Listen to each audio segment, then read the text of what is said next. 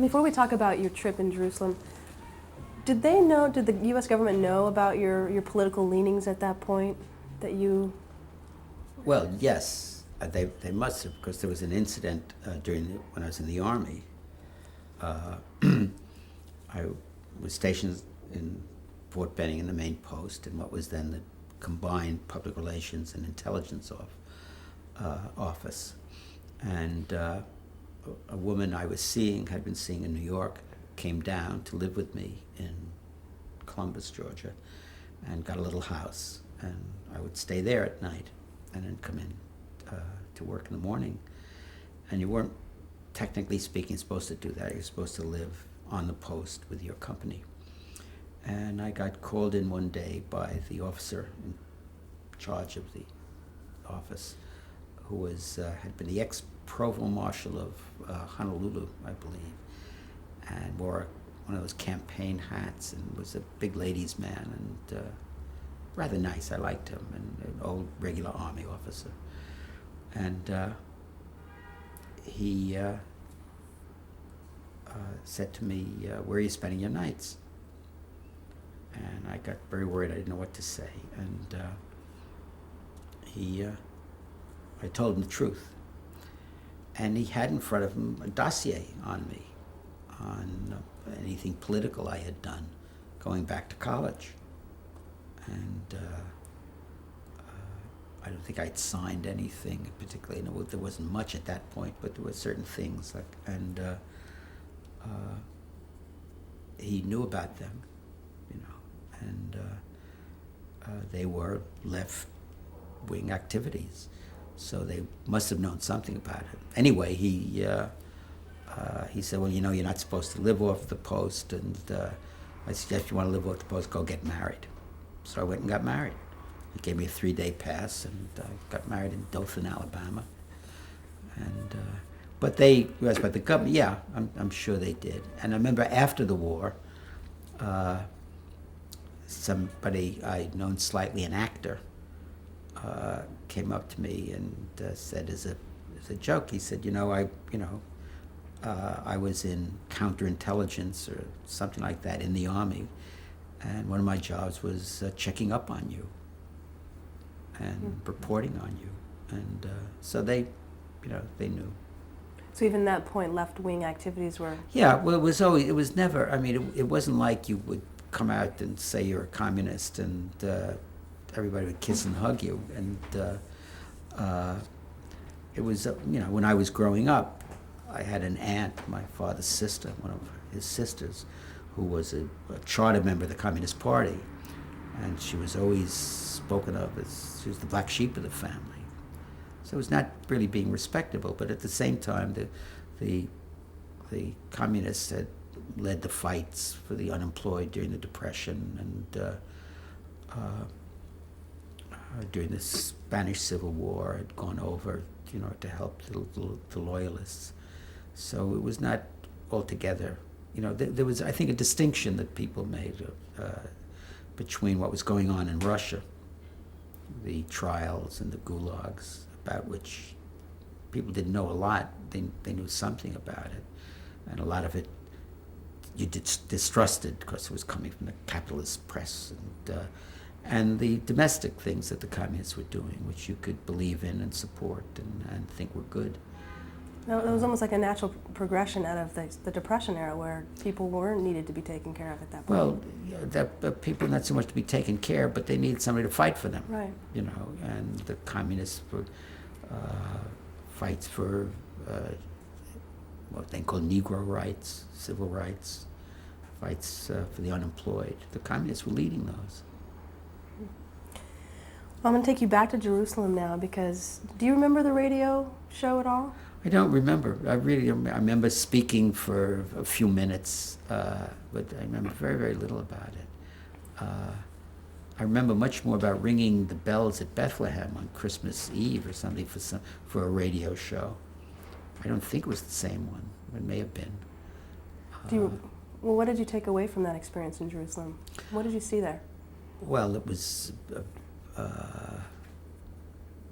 very fraught for me as a Jew coming there, because on the one hand it was a place where refugees were coming and being smuggled in because the British had a blockade of it, who otherwise would have gone to the gas chambers, and so I felt very good about militant Jews who were fighting the British and were, fighting. At the same time, I was appalled by what I felt was the racism and the chauvinism and the attitude toward Arabs, the feeling that the Arabs didn't belong there. It was, this country belonged to the Jews, and the Arabs would just have to get out. And so I had very, very mixed feelings, about it. Were you aware of the atrocities that were happening to Jews during the war at that point? Oh yeah, by then, yes, we were beginning to find out. Not as much as later, but I remember writing editorials for Yank about, which were even then getting difficult to get printed in an official army magazine. They didn't want it for whatever reason. They didn't want it out. Were you experiencing anti-Semitism in the army or anything like that, or was it? Well, you would when you first went down to Georgia, and the sergeants and the corporals, the non-coms above you were regular army from the South. Most of them, they were racist, they were anti-Semitic, and you ran into that, sure. So after Jerusalem, where did you go? Well, I took off. I went to Cairo, and then I wanted to get to the war, so I joined it up and went across North Africa, and then ended up in Sicily where the invasion was just started, and I went through that invasion, and then I went from there into Italy, and I would write stories for Yank, but I was pretty much on my own. I just would, kind of roam around and attach myself to some unit and write about them. And how was it to be in the actual combat of a situation? Was it scary? Yeah. Is how it was, and but again, it was easy for me because I could leave at any time. I mean, I could be in some kind of action for a bit, but then I didn't have to go into the next one if I didn't want to. That was what was so tough, and and then I went from there. I went back to Cairo, and which was like a vacation, being there, and I met some Yugoslavs there, and they were on Tito, who was leading the partisans of Yugoslavia. They had been wounded and sent out for brain operations by the British, and they were recuperating from those, and they wanted publicity for the partisans. They wanted to get more arms, more ammunition, wanted people to know what they were doing. And so they held a press conference, and I attended with other reporters, and but then they were kept incommunicado after that by the British, but I wanted to get to them, so I found out what they were and wrote them a letter with a lot of Marxist phrases in them to let them know where I stood, and I immediately got a call back from them, come see them. And I went, and one of them spoke English quite well. And he said, "What do you want?" I said, "I want to get into your country." He said, "Come on, we'll take you in, and we want publicity." And that time the Balkans were a British area. They were the ones in control. Anyway, they got me in.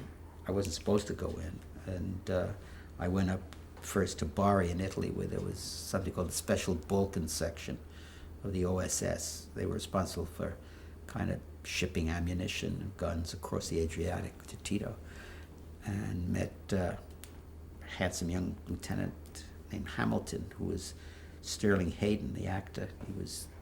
He'd been a sailor, so he was doing that. And I told the major in charge what I was going to do, and he said, "You can't go into Yugoslavia, it's out of bounds, and you can't do it, just stay here and write about us." And I went back to my Yugoslav friends, and I said, "What?" He said, "No, it's our country, you want to come in, we'll take you in."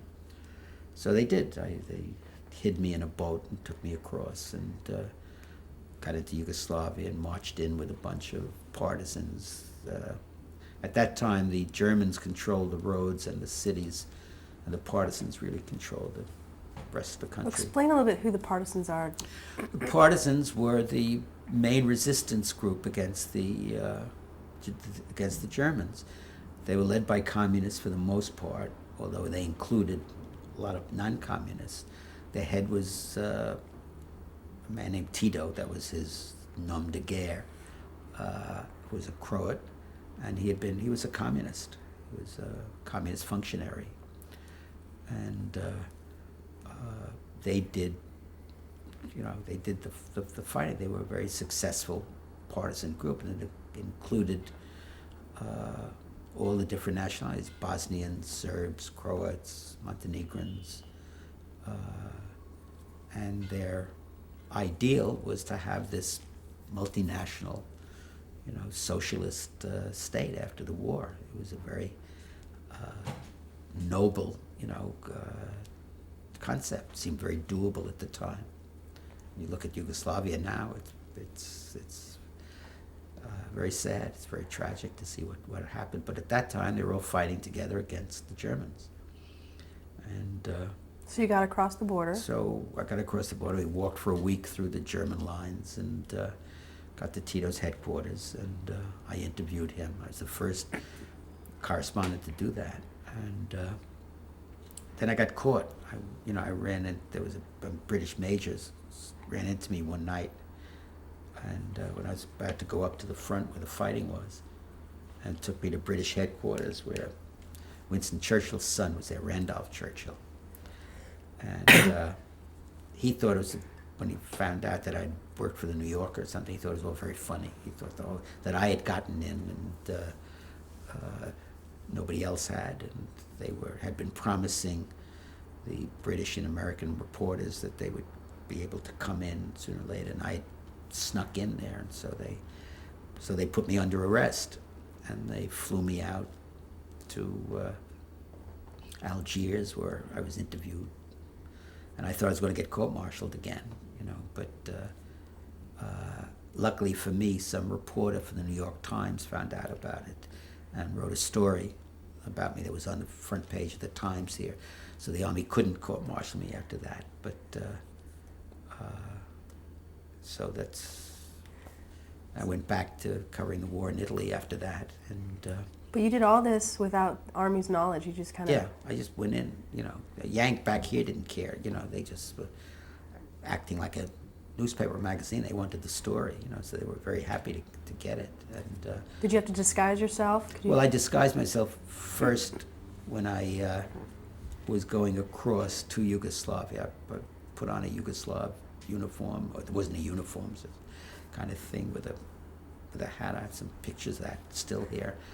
And once I got into Yugoslavia, I put my uniform back on, because otherwise, if I was caught, I could be shot as a spy, I suppose, if I were out of uniform. So then I went back to Italy and covered that war for a while. So tell me a little about your interview with Tito. I mean, what was that like for you? Well, I suppose it sounds like I'm copying a plea in some sense. I was very young. I was very impressionable. He seemed like a wonderful, wonderful man, very handsome man. I interviewed him in some cave he was living in there with an interpreter. And it was, I think I wasn't a good enough reporter to ask any, real searching questions, particularly. He just kind of explained what the movement was, what they wanted, what their vision of a Yugoslav was. But he was a very impressive man physically. I mean, before the war, when he was a Communist Party functionary and he would have to travel in disguise going around, he would often go disguised as a rich banker because he had that presence to carry it off. And I was supposed to come back for a fuller interview, second one after that, but I got caught before I was able to do that. Mm. And he went on to do well. Well, yeah, but he went on to become president of the country, and they named a street in Belgrade after me. So, which I doubt whether it still exists, but there's some place there was a Sergeant Walter Bernstein Strasse, somebody told me. That's great. Yeah. So after that, you went back to Italy. Went back to Italy, and kept covering the war some more, and then D-Day was coming up, and I'd spent a lot of time overseas, so Yank offered me a chance of either coming home or going in to cover D-Day, and I came home and Came back to New York. came back to New York, and I had a child by then, a year-old child, and I worked here in New York in the Yank office until the end of the war. When you returned, weren't you interviewed on television about your experience in Yugoslavia? Yes, it was one of the first at CBS, I think it was. It was some interview show. Yes, I remember that. Yeah. Right when you got back, they Yes, it was approached you? shortly after I got back. Yeah. Yes. Oh, CBS, what did they ask you? Anything gripping? No, usual CBS questions, I suppose. They just asking me about Yugoslavia, really, what was going on there. And because I remember they had a big map of Yugoslavia on the wall behind me. I have no memory about who interviewed me. I don't know who it was. A woman, I believe. Well, can you describe where you were, what the setting It was a little like? studio. It was a little studio of tiny, sets with two chairs, very functional, and a map behind you on the wall, and that was it, really. Little table between us, as I remember it. So the war ended, and what did you do after it ended? I went to work for the New Yorker,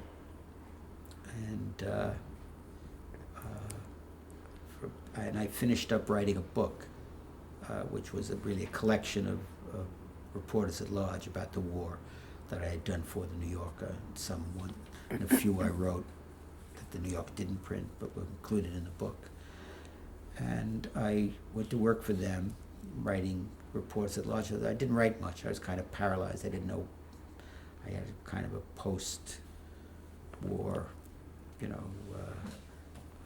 like a postpartum depression, I suppose, in a way. I mean, I hadn't known civilian life.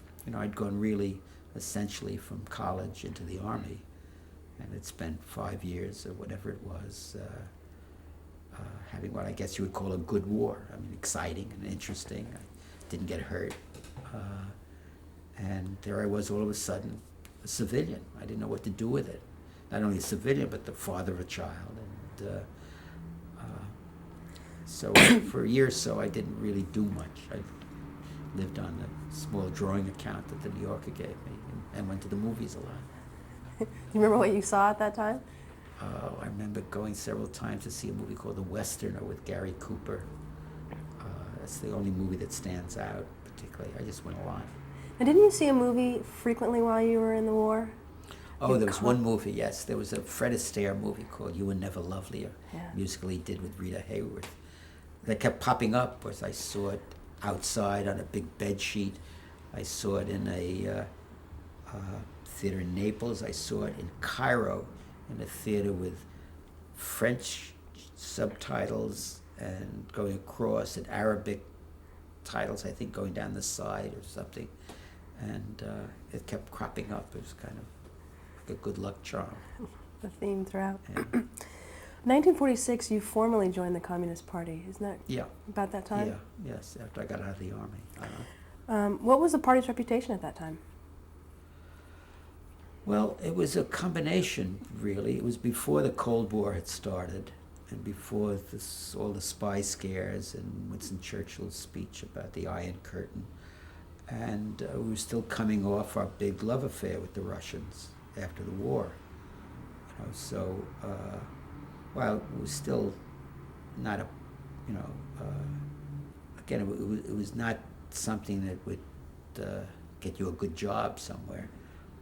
It was not altogether unrespectable. I may be wrong about that. Maybe it was,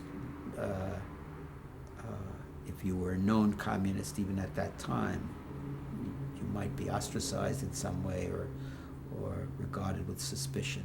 But I'd never felt that particularly. It seemed a rather logical progression for me. Were there a lot of members in the party at that point? I have no idea what they were. I think there were, I don't know what, at its most, at its height in the 30s, I don't think there were very many, ever. I mean, at that point, did you ever think that would affect you later in your career? Never, really, never. I felt very secure, that way. I was still convinced you could be rich and holy at the same time. But the tide was kind of turning because FDR's reign had ended, and now it was kind of a conservative group. Well, it was Truman. It was still a Democratic administration, presumably a New Deal administration. But the storm clouds were gathering. You know, the spice trials were starting. You know, and the friendship with Russia had really been an aberration. You know, because we didn't recognize the Soviet Union until the 30s, really, and we always were very strongly anti-communist. And it was like an armistice or a truce was declared during the war, and then after the war we went back to business as usual. So about 1947, though, didn't you move to Hollywood? You took a move. I didn't move. I got a job. I'd always wanted to go there, and my book had been published, so I got a little attention. The reviews were good, and on the basis of that, I got a job for 10 weeks in Hollywood, and that was my intention, to go out for 10 weeks and then come back. I had 2 children by then, and I was going to come back, and I went for 10 weeks and stayed for 6 months. Well, your first job, was it with Columbia? My first job was at Columbia, writing for a writer, director, producer named Robert Rossen on a movie called All the King's Men. And I spent 10 weeks. I didn't do any writing, really. I just did, script talk with him and listening to him mainly and learning a lot. He's very experienced. And describe the atmosphere on the studio and the lot. Well, I didn't get on the lot actually very much. I would just go to my office and go into his office, really, and we'd spend the day talking together. And I was just so thrilled to be working in a movie studio, that I didn't get any real experience being on a lot until the next job that I had, which was after 10 weeks, my contract was up. And my agent then was a man named Harold Hecht, and his big client was Burt Lancaster. They had just formed an independent company, and they were doing a movie, wanted to do a movie called Kiss the Blood Off My Hands, from a British thriller. And they offered me a job working on that as a writer. And I was getting $250 a week from Rossen, from Columbia, and they offered me $500 a week. And I went to Rossen, I said, I'd like to stay here, which I did. I wanted to work with him. But they offered me twice as much, and he said, take it. He said, I can't pay any more than $250. So I did. I went over there, and they paired me, because they thought I was, which was true, I was inexperienced, with a more experienced screenwriter named Ben Maddow. And we wrote this movie, Kiss the Blood Off Your Hands. And I worked at Universal, and I had a little apartment in Beverly Hills, and didn't have a car at first, and Lancaster would pick me up and he was doing a movie then. And I would come back, I'd take the streetcar back. They had a wonderful streetcar system then, and I loved it. It was great. It was, the weather was wonderful, and it was very low-keyed. And did you get to spend time on the Universal lot? yes, I spent a lot of time there, and I made friends with a man who'd been he was an editor, screen editor. He'd just won an Oscar for a movie called Body and Soul. His name was Robert Parrish, and we became good friends. He was my age, and very talented editor, and he became a very good director afterward. And he had grown up in Hollywood. As a matter of fact, he wrote the best book about that book called Growing Up in Hollywood, which is a wonderful book. He'd come there in the 20s as a kid of 10 and become an extra, and so he knew everybody on the back lot. He knew all the technicians, all the grips and the gaffers, and I got to see a side of movie making they wouldn't ordinarily see, and I loved it. I just loved it, still do. I love going onto a movie set. There's still something, as boring as it is, making a movie, it is still, to me, something magical about it. Now tell me a little bit about Ben Maddow. Well, Maddow had been a left-wing poet. He'd written a very interesting documentary called Native Land in the 30s under a different name, David Wolf his name is. Then he'd gone out to Hollywood, and he became a extremely successful and very good screenwriter. He wrote Asphalt Jungle, one called Intrude in the Dust from a Faulkner novel. And I learned a lot from him too, working with him. He was very gifted man. How would the two of you write? I forget the actual process, because we had a lot of, we would just kick ideas back and forth, and I imagine, one of us would sketch out a scene and the other would take it and write it again and just threw it back and forth. And we were doing mostly, we wrote a very long extended treatment, so that didn't involve writing it meant doing the scenes, but not writing the dialogue so much. And but we worked together very easily, and we were good friends. How did when he testified, how did that affect you? That we both got blacklisted, and I was back in New York and he was in Los Angeles, and I heard that he was working again. And I was surprised and disbelieving, because I knew that the only way you could work again was if you became an informer. And I couldn't believe that he was do that. He was very staunch in his beliefs. And I happened to be going out to Hollywood on something then. This was in the middle of the blacklist, and found out that indeed he was working. He was working for Elia Kazan at Fox, writing a movie. And I called him up and made a date to have breakfast. And he came, and I said, "What happened?" And I was puzzled, because he had been working quite successfully under the table and writing scripts mainly for a so-called writer and producer named Philip Yordan. And he wrote a lot of Yordan scripts. Johnny Guitar was one, and a number of other ones. And he was making a decent living and getting work. And I said, "Why?" Then he said something that upset me. He said, I was tired of going into screening rooms of my movies that I'd written after the lights were out.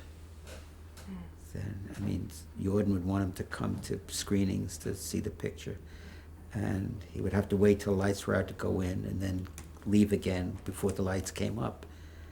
And he said, I called my agent at the William Morris office and said, "Get me out of jail," and they set up a meeting with a congressman on the Un-American Committee, and he gave 13 names or whatever, and he got out.